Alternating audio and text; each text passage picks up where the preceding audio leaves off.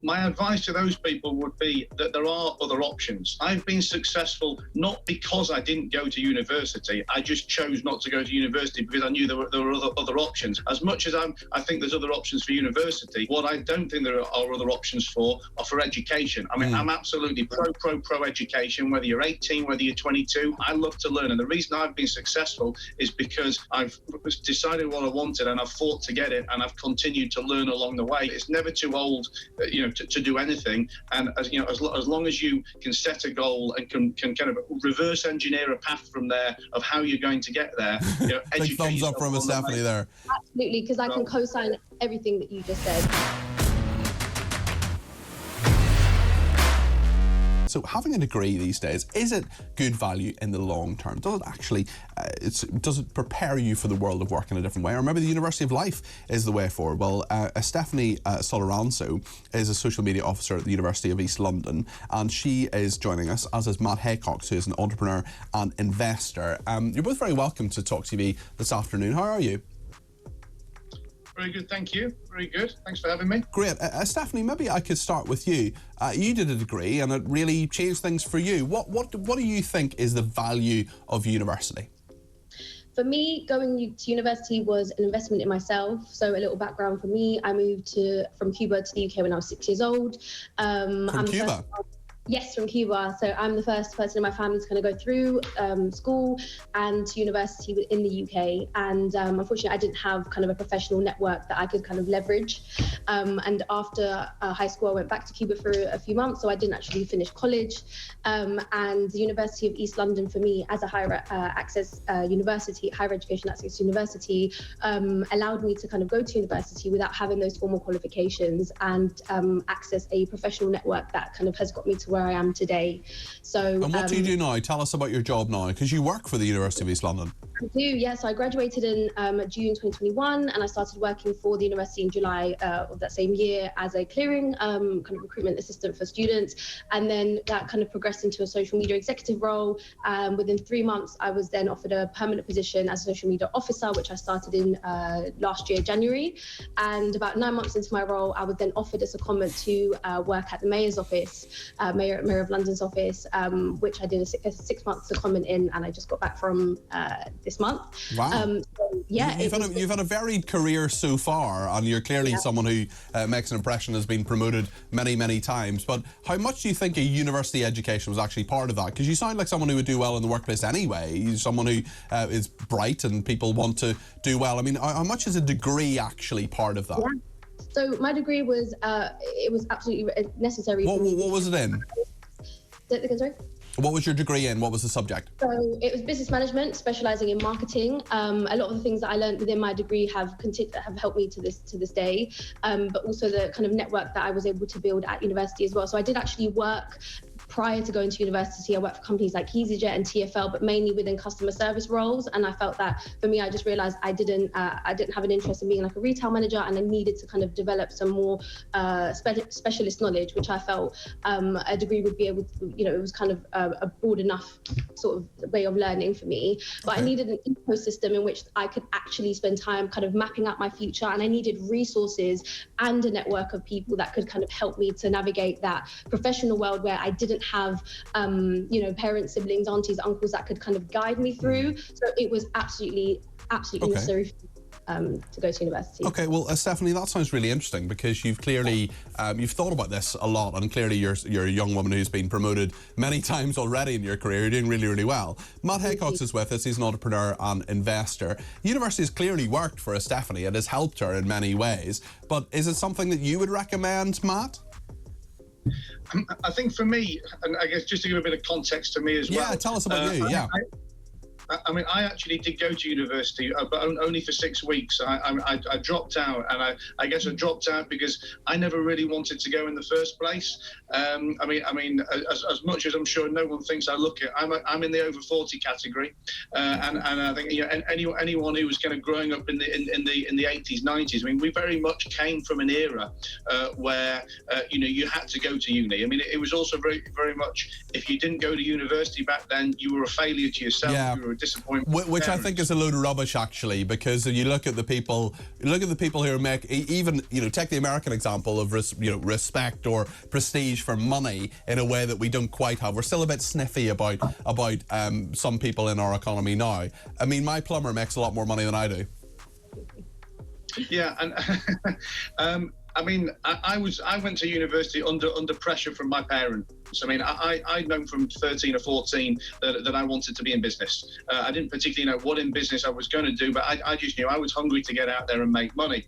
And it wasn't that I was hating on uni. I just felt that for me, it was going to slow me down 3 or 4 years of getting to where I wanted to go. I went under sufferance from my parents, but I kind of tried to work at the same time, and it got to the point where I was not going to be able to work and do uni. So I kind of convinced my parents to let me leave, and I said, look, I'm going to have a year of working. If it works out, then I can stay and not go to uni. But if it fails, then I go back to uni next September, and consider it a year out. And I still kind of joke that 23 years on, I'm keeping my fingers crossed that I'm not going to have to enroll as a mature student next September. And Matt, you're an investor. I wonder if we can talk about this from an return on investment kind of idea, because it's clearly worked out for Stephanie, but there must be lots of people who pay their £9,000 in fees, £9,000, and that's before you get into accommodation and food and all the other things you need, books and all the rest of the things you need to buy. I mean, are people getting bang for their buck, do you think, in terms of going to university? Some people will, but some people won't. And for me, you say return on investment, and that is exactly how I think you should be looking at it.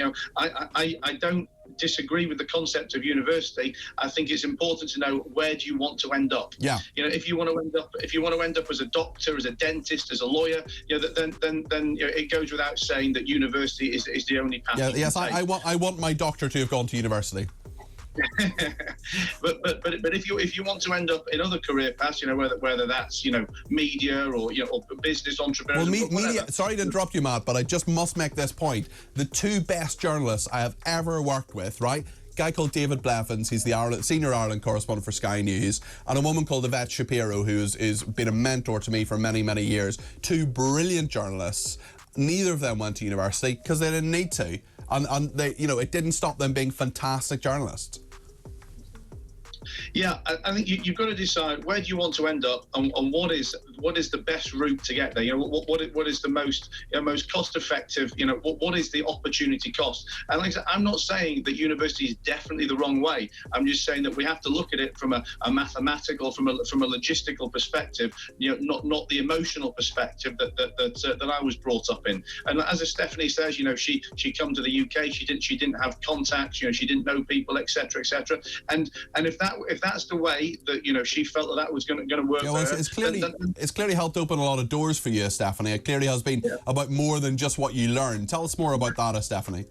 Absolutely. I mean, prior to kind of starting university, I lived outside of London. I wanted to move into London. I lived in Sussex. I felt like, I wanted to come into, the city and have a more dynamic experience. So the University of East London had a campus, kind of centrally located in London. So it helped me to move into London. I was able to just access all of the kind of services within the university, and it really just helped me to kind of literally map out everything that I wanted to do. What about the money side, though, with Stephanie? I mean, it's so expensive for so many people, and I don't know how much of your student loan you've paid off, or whether it's some people say the interest often overtakes it and it just gets bigger and bigger and bigger. I mean, just paying off that loan, that's a big thing to go into the workplace with. And some people might say, well, actually, if I do an apprenticeship or I go and work for a business that's going to train me, or even pay for my university education if I do it sort of part-time, which happens in some ways. I mean, it's a lot of money, it's a lot of debt going into the workplace, especially in a cost of living crisis. I think it ultimately is, again, I see it as an investment. For me, it completely changed my life. I would do it all over again if I had to, if I needed to. I actually gained from that experience. My student finance loan was allowed me to work part-time. I actually worked 3 days a week throughout my degree in a fintech bank alongside studying, and I graduated with a first-class degree. So it just gave me the time and resources that I needed to kind of map out my future, because I didn't have a plan and I needed time, I needed the resource. So to me, actually, the money was incredibly helpful. And I know that in my lifetime, I want to earn more than just kind of what I would pay back in student loan. So I'm a very ambitious person. That doesn't necessarily scare me, because obviously I want to earn more than what 60, of 70 course, of course. But do you think being able to work a few days and actually having that almost sort of hybrid work and studying thing actually was the key to your degree, was actually made it work well? Because university is changing. It's not just sitting in the library the whole time, as I absolutely didn't do but was meant to. Yeah, I mean, in terms of kind of like practical experience, the University of East London offers a lot. I mean, I'm not a legal student, but we have something called the Legal Advice Centre, which is a place where kind of law students can, under kind of supervision of provision of solicitors, can give kind of legal advice to communities. So they're getting practical experience alongside their degree. And we have a tax accountancy clinic which operates in very much the same way. We have a freelance marketplace where employees can connect with freelance students. There's a lot of ways that you can kind of gain. Seems like it's diverse and it's adapting an awful lot. Matt, just a final word from you about the University of Life and your own journey. I mean, you've made a very, very successful career without a university education. And if there are people who are maybe going into exams at the moment, coming up, revising at the moment and thinking about those exams, if their A-levels maybe don't go quite as well as they want to, or maybe other exams, T-levels or other courses they're doing don't go quite as well, and they maybe don't get the university course they want, what would you say to those people, Matt?